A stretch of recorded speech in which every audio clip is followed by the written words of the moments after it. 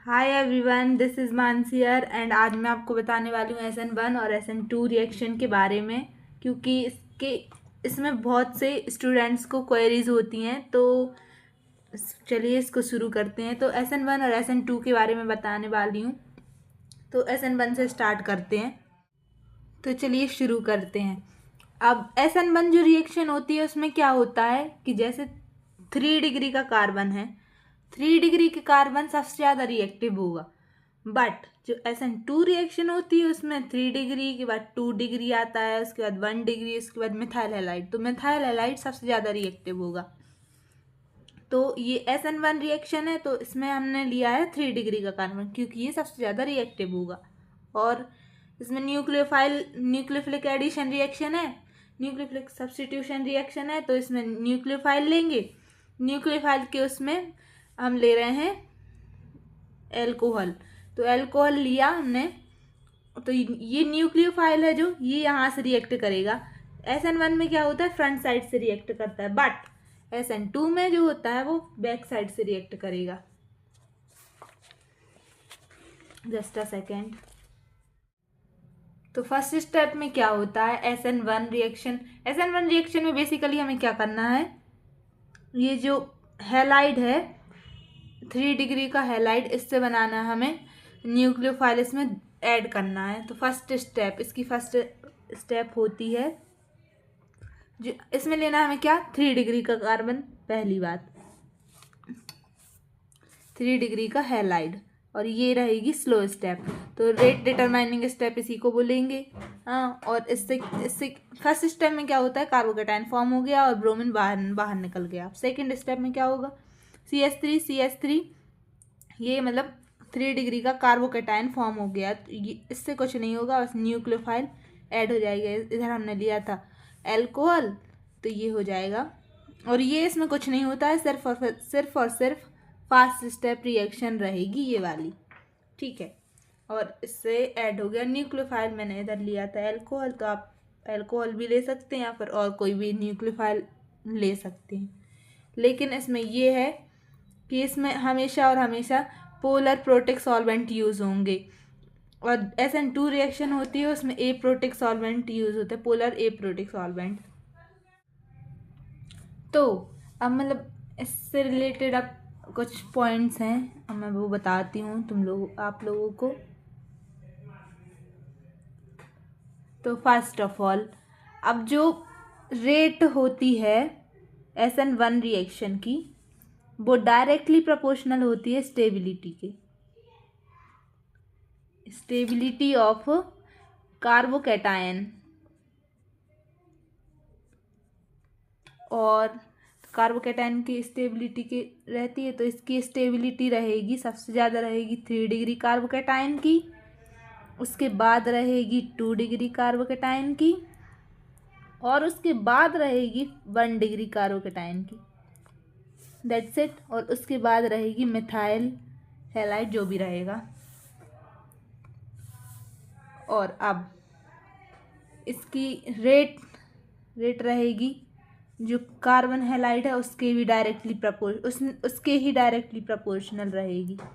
इसमें क्या होता है, इसमें न्यूक्लियोफाइल के वो नहीं होती, न्यूक्लियोफाइल के डायरेक्टली प्रपोर्शनल नहीं होती है। तो सिर्फ जो कार्बन है हैलाइड है उसके प्रपोर्शनल रहेगी। तो इसका ऑर्डर, क्योंकि ये इसमें सिर्फ एक ही के प्रपोर्शनल है, एक ही रिएक्टेंट के, तो इसका ऑर्डर सिर्फ एक ही रहेगा। फर्स्ट ऑर्डर रिएक्शन का होगी ये। अब ये होती है यूनिमॉलिक्यूलर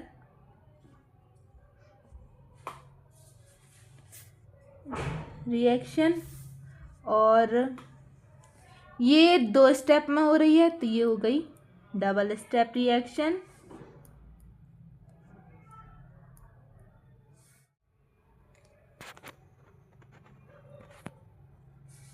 और इसमें इंटरमीडिएट फॉर्म हो रहा है। इंटरमीडिएट क्या हो रहा है फॉर्म, कार्बोकेटायन है इसमें इंटरमीडिएट। सॉल्वेंट इसमें सॉल्वेंट कौन सा यूज किया था? Polar protic solvent. अगर आपको पता है पोलर सॉल्वेंट तो कोई नहीं, अगर आपको नहीं पता है पोलर प्रोटिक सॉल्वेंट कौन से होते हैं और ए प्रोटिक सॉल्वेंट कौन से होते हैं तो मुझे कमेंट कर देना, मैं आपको आपके लिए ज़रूर बताऊंगी। ये था SN1 SN1 रिएक्शन के बारे में ओवरऑल। इसमें 3 डिग्री का कार्बन, 3 डिग्री का हैलाइड लेंगे न्यूक्लियोफाइल, और इसमें पोलर प्रोटेक्ट सॉल्वेंट यूज़ करते हैं। इससे हमको बनाना क्या है, इससे इसमें जो न्यूक्लियोफाइल है वो ऐड करना है। तो फर्स्ट स्टेप में क्या होता है, कार्बोकेटाइन फॉर्म होगा। सेकेंड स्टेप में क्या होगा, जो न्यूक्लियोफाइल है वो इससे ऐड हो जाएगा। और ये जो रेट रहती है इसकी स्टेबिलिटी ऑफ कार्बोकेटाइन की डायरेक्टली प्रोपोर्शनल रहेगी। 3 डिग्री का कार्बन सबसे ज़्यादा रिएक्टिव, उसके बाद 2 डिग्री, उसके बाद 1 डिग्री, उसके बाद मेथाइल हैलाइड रहेगा। अब रेट होती है जो कार्बन हैलाइड मतलब हैलाइड के डायरेक्टली प्रोपोर्शनल होती है। सो ये इसके अकेले एक ही रिएक्टेंट के डायरेक्टली प्रोपोर्शनल है तो इसका ऑर्डर रहेगा 1। और ये यूनिमॉलिक्यूलर रिएक्शन है, डबल स्टेप रिएक्शन है, इंटरमीडिएट इसमें कार्बोकेटाइन बनता है और solvent polar protic solvent use होते हैं। अगर आपको पता है कि पोलर प्रोटिक सॉल्वेंट कौन से होते हैं तो वेल एंड गुड, अगर नहीं पता है तो मुझे कमेंट ज़रूर करें, मैं आपको दूसरी वीडियो में बता दूंगी। तो चलिए शुरू करते हैं SN2 रिएक्शन। तो SN2 रिएक्शन ये होती है बायोमॉलिक्यूलर। ओके, अब मैंने जैसे कि बताया था SN1 में क्या होता था कि जो 3 डिग्री का कार्बन हैलाइड रहता था वो सबसे ज़्यादा रिएक्टिव होता था, लेकिन SN2 में इसका डायरेक्टली प्रोपोर्शनल है। देखो न्यूक्लियोफाइल हमने लिया, एग्जाम्पल के लिए OH ले लिया मान लो, इसमें कौन सा सॉल्वेंट यूज होगा, ए प्रोटिक सॉल्वेंट। यस, इसमें यूज होगा ए प्रोटिक सॉल्वेंट। तो CH3, अब इसमें क्या होता है, डायरेक्ट न्यूक्लियोफाइल ऐड हो जाता है।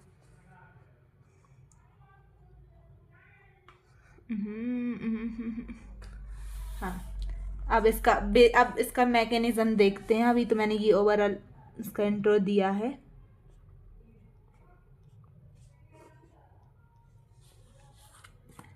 यस, तो मैकेनिज्म में क्या होता है, बेसिकली जो मिथाइल हैलाइड है वो लेते हैं हम, क्योंकि ये सबसे ज़्यादा रिएक्शन शो करता है SN2 के टुवर्ड्स। अब जैसे कि मैंने बताया था SN1 में क्या होता था कि पोलर प्रोटिक सॉल्वेंट यूज़ करते थे, लेकिन SN2 में ए प्रोटिक सॉल्वेंट यूज़ कर रहे हैं। तो पोलर ए प्रोटिक सॉल्वेंट के एग्जाम्पल कौन कौन से होते हैं, DMSO, DMF, और यही होती है रेट डिटरमाइनिंग स्टेप। अब इसमें क्या होता है, अब इसमें क्या होता है, जो इसमें बनती है ट्रांजिशन रिएक्शन। ट्रांजिशन जो क्या बोलते हैं यार, ट्रांजिशन स्टेट बनती है।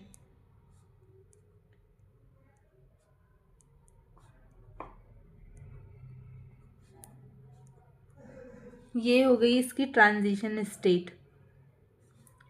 और अब मैं एक और बात बताना भूल गई, SN2 रिएक्शन में क्या होता है, जो अभी मैंने SN1 में क्या बताया, SN1 में क्या हो रहा था कि जो न्यूक्लियोफाइल था वो मतलब फ्रंट साइड से अटैक कर रहा था, लेकिन SN2 में ही देखो ये हो रहा है इधर बैकवर्ड, मतलब पीछे साइड से पीछे साइड से रिएक्शन कर रहा है। और इसमें ये इंटरमीडिएट, ये जो है ये इंटरमीडिएट नहीं है, लेकिन जो SN2 में था वो था इंटरमीडिएट, इसीलिए इसमें 2 स्टेप की रिएक्शन हो रही थी। हाँ, तो ये है, ये और सिंगल स्टेप में होती है। अब और अगर आपको नहीं पता है कि ए प्रोटिक सॉल्वेंट कौन से होते हैं पोलर ए प्रोटिक, तो मुझे कमेंट कर देना, मैं आपको बता दूंगी दूसरी वीडियो बनाकर। ये था ओवरऑल मतलब इंट्रोडक्शन था कि क्या कैसे होता है। अब इसके बारे में अब जो SN1 की जो रेट होती है वो, उसमें क्या हो रहा था, SN1 में क्या हो रहा था, SN1 में ये हो रहा था कि सिर्फ जो एक रिएक्टेंट था उसके डायरेक्टली प्रोपोर्शनल थी SN1 में, बट इसमें दोनों की डायरेक्टली प्रोपोर्शनल है। सो इसीलिए इसकी जो ऑर्डर होगी, ऑर्डर ऑफ रिएक्शन, वो हो जाएगी सेकेंड ऑर्डर की रिएक्शन हो जाएगी। तो इसीलिए बोलेंगे इसको सेकेंड ऑर्डर रिएक्शन। ओके, और इसकी मॉलिक्यूलरिटी भी फिर सेकेंडरी ऑर्डर की हो जाएगी, क्योंकि जो ऑर्डर ऑफ रिएक्शन होती है वो मॉलिक्यूलरिटी के बराबर होती है। अब ये सिंगल स्टेप में ही हो रही है। This is second first step, one step reaction.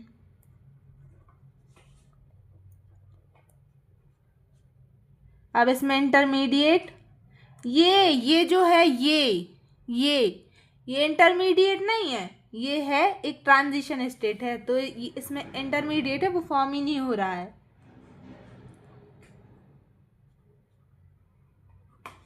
Okay, तो इसमें इंटरमीडिएट फॉर्म नहीं होता है, इसमें फॉर्म होती है क्या, transition state formed.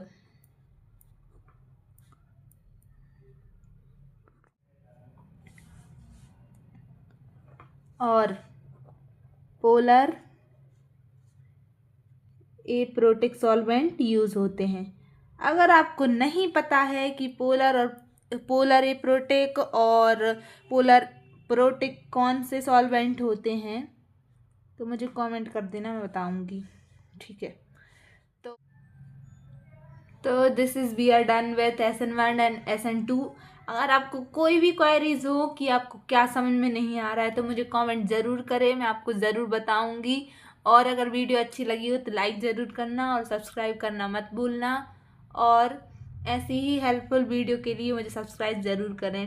Thank you so much for watching.